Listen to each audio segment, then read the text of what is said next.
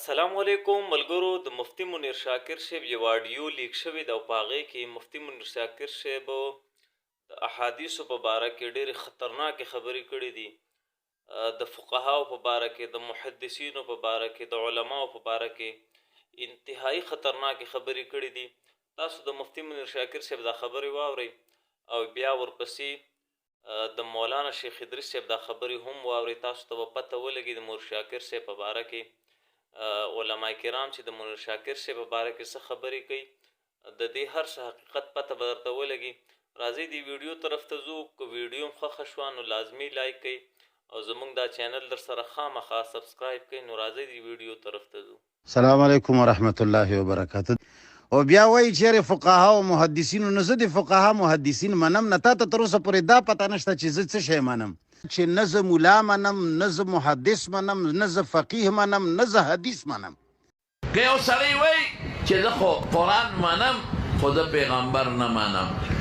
نه منم داسې بعضې خلک شته قمقل منکرین حدیث نه منم ورته وایي قرآن منې ابه وایي او وایي دا درته چا ویلي دي چې دا قرآن د خدای کتاب دا لنډ تپوس دې وکړه دا خدای لیدي دي په خپله نه تا ته جبریل علیه السلام ویلی دي نه تا ته فرشتو ویلی دي نه دا راته چا ویلي چې قرآن د خدای کلام صاحبه دغه مولیانو د مشرانو هغه ته چا ویلی دي د هغې استادانو هغې ته چا ویلی دي د هغې استادانو زه ورپسې هغوی ته چا ویلی دي تابعینو هغې ته چا ویلی دي صحابو ته چا ویلی دي حضور پاک دلته د پیغمبر ومنه او د پیغمبر حدیث او خبره دې ومنله که ته نه منم پیغمبر یاره منم خو حدیث یې نه منم دا ثابته که چې قرآن د خدای کتاب پسې ثابت دی شابه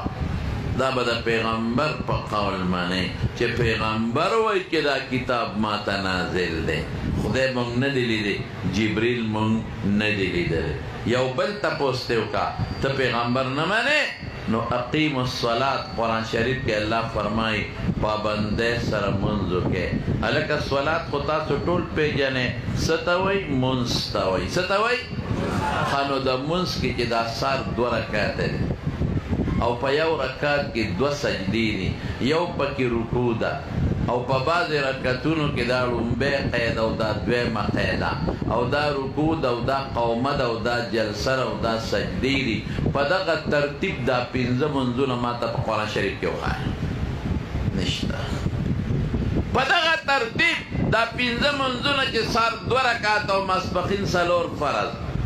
او لس د سنتو سره او د مازدیګر 4 فرض او د ماښام 3 وښایه ما ته قرآن شریف کې دا د اقیم الصلات دا معنا مونږ ته چا ښودلې ده حضور پاک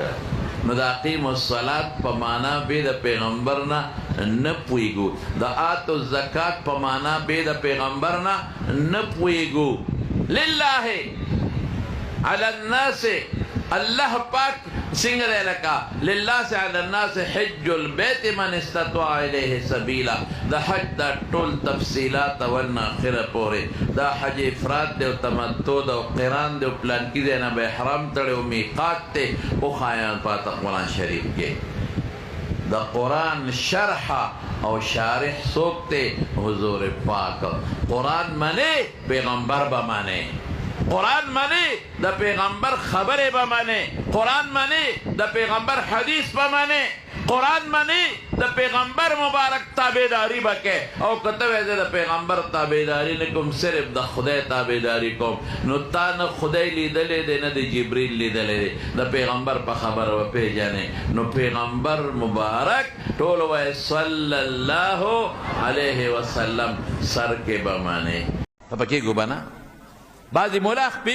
خولې پورې کوترې تړلي بس غپه غپه غپه غپه غپه غپه کله یو پسې خبره کله بل پسې خبره کله یو پسې خبره کله بل پسې خبره او موږ څه کې امام بخاري ته خلاص نه دی